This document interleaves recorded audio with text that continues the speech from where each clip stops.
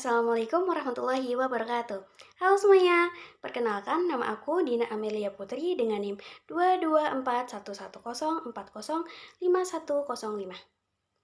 Video ini dibuat untuk memenuhi tugas akhir mata kuliah Metodologi Studi Islam dengan dosen pengampu Bapak Ishak Suryo Nugroho, MSI. Dalam video ini, kita akan membahas 3 materi pokok utama. Yang pertama, kita akan membahas apa sih itu metodologi studi Islam secara bahasa dan istilah.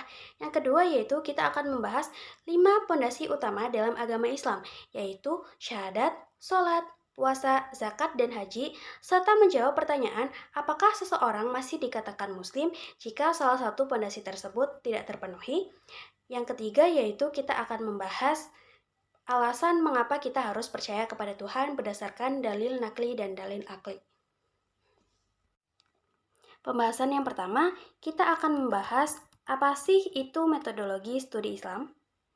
Metodologi merupakan istilah yang sering digunakan dalam berbagai ilmu pengetahuan, baik dalam penelitian, pendidikan, filsafat, maupun kajian keislaman. Nah, untuk memahami makna metodologi secara lebih mendalam, kita perlu memahami asal kata dari istilah tersebut. Secara bahasa, metodologi berasal dari bahasa Yunani, yaitu metodos dan logos. Kata metodos memiliki arti jalan, cara, atau langkah yang ditempuh untuk mencapai suatu tujuan tertentu. Sedangkan kata logos memiliki arti ilmu, pengetahuan, atau pembahasan yang bersifat sistematis. Dari penggabungan kedua kata tersebut, metodologi secara bahasa dapat dipahami sebagai ilmu yang mempelajari tentang cara atau jalan yang digunakan untuk mencapai suatu tujuan tertentu secara terarah dan sistematis. Dengan demikian, metodologi bukan hanya sekedar cara melakukan sesuatu, tetapi merupakan kajian mengenai bagaimana suatu cara tersebut digunakan, mengapa cara tersebut dipilih, serta bagaimana hasil dari cara tersebut dapat dinilai. Dalam kehidupan manusia, penggunaan metodologi sebenarnya sudah dilakukan sejak manusia mulai melakukan aktivitas berpikir dan menyelesaikan berbagai persoalan. Sebagai contohnya, ketika seseorang ingin membangun sebuah rumah, ia tidak langsung mendirikan bangunan tanpa perencanaan. Ia membutuhkan rancangan, menentukan bahan, menyusun langkah kerja, dan melakukan evaluasi. Semua proses tersebut merupakan bentuk penggunaan metode. Begitu pula dalam dunia ilmu pengetahuan, seseorang yang ingin memperoleh sesuatu pengetahuan tidak cukup hanya dengan dugaan atau perkiraan, tetapi harus menggunakan cara yang sistematis agar dapat mendapatkan hasil yang benar. Secara istilah, metodologi adalah ilmu yang membahas tentang prinsip, aturan, langkah, teknik, dan cara yang digunakan dalam memperoleh pengetahuan atau menyelesaikan suatu permasalahan secara sistematis, logis, dan dapat dipertanggungjawabkan. Metodologi memiliki kedudukan yang sangat penting dalam sebuah ilmu, karena menjadi pedoman dalam proses pencarian kebenaran. Sebuah ilmu tidak dapat berkembang hanya berdasarkan pendapat pribadi, tetapi membutuhkan proses yang jelas. Sebagai contoh, dalam penelitian ilmiah, seorang peneliti tidak dapat langsung mengambil kesimpulan tanpa melakukan pengumpulan data, analisis, dan pengujian terlebih dahulu. Hal tersebut menunjukkan bahwa metodologi membantu manusia agar berpikir secara teratur dan tidak mudah menerima suatu informasi tanpa dasar. Metodologi juga membantu membedakan antara pengetahuan yang benar dengan pendapat yang hanya berdasarkan asumsi. Adapun fungsi dan tujuan dari metodologi. Yang pertama, yaitu sebagai pedoman dalam mencapai tujuan. Metodologi memberikan langkah-langkah yang jelas agar seseorang dapat mencapai tujuan yang diinginkan. Dengan adanya metodologi, Suatu kegiatan menjadi lebih terarah dan tidak berjalan secara acak. Yang kedua yaitu membantu memperoleh pengetahuan yang benar. Metodologi membantu manusia memperoleh pengetahuan melalui proses yang dapat diuji dan dipertanggungjawabkan.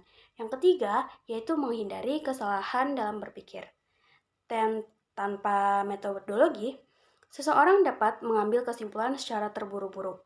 Metodologi mengajarkan manusia untuk berpikir berdasarkan alasan, bukti, dan proses yang benar. Dalam kajian Islam, metodologi memiliki artian yang sangat penting karena Islam merupakan agama yang menjadi sumber ajaran dan aturan yang jelas. Metodologi Islam adalah cara yang digunakan untuk memahami, mengkaji, dan menjelaskan ajaran Islam berdasarkan sumber yang benar dengan menggunakan pendekatan yang sistematis. Islam tidak boleh dipahami hanya berdasarkan perasaan atau pemikiran manusia semata, karena pemahaman yang tidak memiliki dasar dapat menyebabkan kesalahan dalam memahami agama. Sumber-sumber utama dalam memahami Islam, yaitu yang pertama ada Al-Quran. Al-Quran merupakan wahyu Allah Subhanahu wa Ta'ala yang diturunkan kepada Nabi Muhammad SAW melalui malaikat Jibril. Al-Quran menjadi sumber utama dalam ajaran Islam, karena di dalamnya terdapat petunjuk mengenai berbagai aspek kehidupan manusia. Al-Quran juga membahas tentang keimanan kepada Allah, tata cara beribadah, akhlak manusia, hubungan sosial, dan aturan dalam kehidupan. Kemudian yang kedua ada hadis. Hadis merupakan segala sesuatu yang berasal dari Nabi Muhammad SAW, baik berupa ucapan, perbuatan, maupun ketetapan dari beliau. Hadis itu berfungsi sebagai penjelasan terhadap Al-Quran. Sebagai contoh, Al-Quran memerintahkan umat Islam untuk melaksanakan sholat. Tetapi, tata cara pelaksanaan sholat dijelaskan melalui hadis Nabi Muhammad SAW. Adapun hubungan wahyu dan akal dalam metodologi Islam. Islam memberikan kedudukan yang penting kepada akal. Akal merupakan kemampuan manusia untuk berpikir, memahami, dan membedakan sesuatu antara yang benar dan salah. Namun, akal juga memiliki keterbatasan. Ada beberapa hal yang tidak mampu dijangkau oleh akal secara sempurna, seperti hakikat Allah, kehidupan setelah mati, dan perkara gaib. Karena itu, manusia membutuhkan wahyu sebagai petunjuk. Hubungan antara wahyu dan akal dalam Islam bukanlah hubungan yang bertentangan, tetapi saling melengkapi. Wahyu memberikan kebenaran yang berasal dari Allah, sedangkan akal membantu manusia memahami dan menerapkan kebenaran tersebut. Pembahasan yang kedua yaitu 5 pondasi dalam agama Islam. Islam merupakan agama yang memiliki sistem ajaran yang lengkap. Dalam Islam, terdapat 5 dasar utama yang disebut dengan rukun Islam. Rukun Islam menjadi tanda utama seseorang menjalankan ajaran Islam. Rasulullah SAW bersabda, yang artinya Islam dibangun atas 5 perkara, yaitu aku bersaksi bahwa tiada Tuhan selain Allah dan Muhammad adalah utusan Allah, mendirikan sholat, menunaikan zakat, melaksanakan haji, dan berpuasa Ramadan. Hadis tersebut menunjukkan bahwa Islam memiliki bangunan kokoh yang terdiri dari 5 pondasi. Pondasi yang pertama yaitu syahadat, yang digunakan sebagai dasar keimanan. Syahadat merupakan pondasi utama dan pondasi yang paling penting. Syahadat bukan hanya ucapan di lisan, tetapi juga harus diyakini dalam hati dan dibuktikan melalui perbuatan. Kalimat syahadat yaitu La ilaha illallah, yang artinya bahwa tidak ada sesuatu yang berhak disembah selain Allah. Hal ini menunjukkan konsep tauhid dalam Islam, di mana tauhid berarti menegaskan Allah dalam segala aspek. Sedangkan kalimat yang kedua yaitu Muhammadur Rasulullah, yang berarti meyakini bahwa Nabi Muhammad SAW adalah utusan Allah yang membawa petunjuk bagi manusia. Dengan syahadat, seseorang memasuki agama Islam dan memiliki dasar hubungan dengan Allah. Jadi kalimat syahadat itu asyhadu an la ilaha illallah wa asyhadu anna muhammadar rasulullah. Seperti itu. Yang kedua yaitu sholat, yaitu sebagai bentuk hubungan dengan Allah. Sholat merupakan ibadah yang memiliki kedudukan yang sangat penting.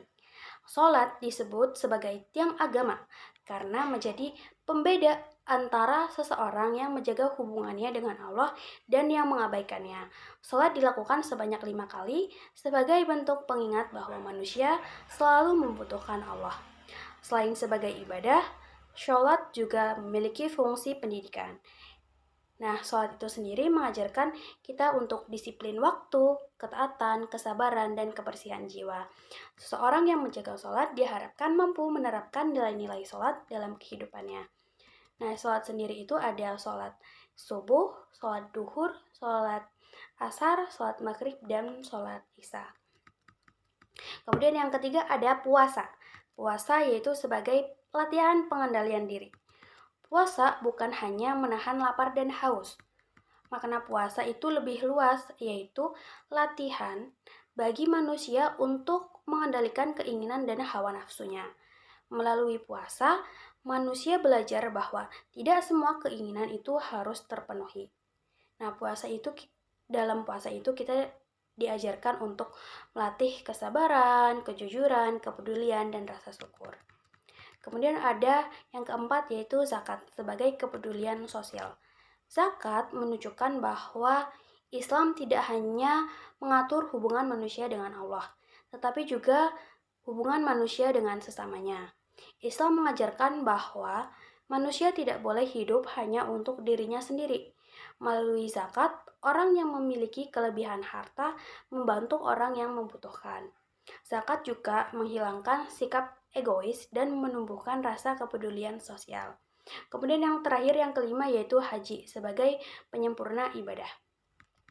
Haji merupakan ibadah yang menjadi kewajiban bagi muslim yang mampu. Kemampuan dalam haji tidak hanya berkaitan dengan materi, tetapi juga kesehatan dan keamanan perjalanan. Haji mengajarkan manusia tentang ketaatan, pengorbanan, persaudaraan, dan kesamaan derajat. Status muslim, jika salah satu pondasi tidak terpenuhi, apakah seseorang bisa dapat dikatakan muslim jika salah satu pondasi tidak terpenuhi? Dalam memahami masalah ini, kita harus membedakan antara meninggalkan kewajiban karena kelalaian atau menolak kewajiban tersebut. Jika seseorang meninggalkan suatu ibadah karena malas, lemah, atau memiliki kendala tertentu, maka hal tersebut merupakan dosa dan kekurangan dalam menjalankan agama. Namun, jika seseorang mengingkari bahwa ibadah tersebut bukan kewajiban, maka masalahnya berkaitan dengan keyakinan. Dalam Islam, ukuran utama seseorang disebut muslim adalah keimanan kepada Allah dan Rasul-Nya. Karena itu, tidak semua orang yang melakukan dosa langsung keluar dari Islam. Akan tetapi, seseorang muslim tetap memiliki kewajiban untuk berusaha menjalankan seluruh rukun Islam karena rukun tersebut merupakan dasar kesempurnaan keislamannya. Kemudian dalam pembahasan yang ketiga, yaitu alasan mengapa kita sebagai manusia itu harus percaya kepada Tuhan berdasarkan dalil nakli dan dalil akli. Kepercayaan kepada Tuhan merupakan persoalan mendasar dalam kehidupan manusia. Islam menjelaskan bahwa keberadaan Allah dapat dipahami melalui wahyu dan juga melalui akal manusia. Yang pertama yaitu ada dalil nakli. Dalil nakli adalah bukti yang berasal dari wahyu Allah. Allah berfirman dalam Quran surat At-Tur ayat 35 yang artinya, apakah mereka diciptakan tanpa sesuatu pun, ataukah mereka yang menciptakan diri mereka sendiri? Ayat ini menjelaskan bahwa manusia tidak mungkin ada dengan sendirinya. Segala sesuatu yang ada pasti memiliki sebab. Keberadaan alam semesta menunjukkan adanya pencipta yang memiliki kekuasaan. Allah juga berfirman dalam Quran Surat Al-Imran ayat 190 yang artinya, sesungguhnya dalam penciptaan langit dan bumi serta pergantian malam dan siang terdapat tanda-tanda bagi orang yang berakal. Nah, ayat ini juga menunjukkan bahwa alam merupakan bukti keberadaan dari Allah Subhanahu wa taala. Kemudian ada dalil akli. Dalil akli yang pertama yaitu alam semesta membutuhkan pencipta. Segala sesuatu yang memiliki aturan pasti memiliki pengatur. Alam semesta berjalan dengan sistem yang sangat teratur. Tidak mungkin keteraturan tersebut terjadi tanpa adanya pencipta dan pengatur. Yang kedua yaitu manusia memiliki fitrah beragama. Nah, dalam diri manusia terdapat kecenderungan untuk mencari sesuatu yang lebih tinggi dari dirinya. Ketika menghadapi keterbatasan, manusia menyadari bahwa dirinya membutuhkan kekuatan yang lebih besar. Hal tersebut menunjukkan adanya fitrah manusia untuk mengenal Tuhan. Kemudian yang ketiga yaitu kehidupan memiliki tujuan. Jika manusia tidak percaya kepada Tuhan, maka kehidupan hanya dipandang sebagai proses tanpa tujuan. Namun dalam Islam, manusia memiliki tujuan yang jelas. Allah berfirman dalam Quran Surat Az-Zariyat ayat 56 yang artinya, aku tidak menciptakan jin dan manusia, melainkan agar mereka beribadah kepadaku. Nah, ayat tersebut menjelaskan bahwa tujuan manusia adalah mengenal Allah, menyembahnya, dan menjalankan kehidupan sesuai petunjuknya. Nah, berdasarkan pembahasan tersebut, dapat dipahami bahwa metodologi merupakan cara sistematis untuk memperoleh pemahaman yang benar. Dalam Islam, metodologi membantu manusia memahami ajaran agama berdasarkan Al-Quran, hadis, dan pemikiran yang benar. Islam memiliki 5 pondasi utama, yaitu syahadat, sholat, puasa, zakat, dan haji yang menjadi dasar kehidupan seorang muslim. Selain itu, kepercayaan kepada Tuhan dapat dijelaskan melalui dalil dakli yang berasal dari wahyu Allah dan dalil akli melalui pemikiran manusia terhadap alam semesta dan kehidupan. Keimanan kepada Allah bukan hanya sebuah keyakinan, tetapi juga memiliki dasar yang dapat dipahami melalui wahyu dan akal. Mungkin cukup sekian pembahasan yang dapat saya sampaikan. Kurang lebihnya mohon maaf. Wassalamualaikum warahmatullahi wabarakatuh.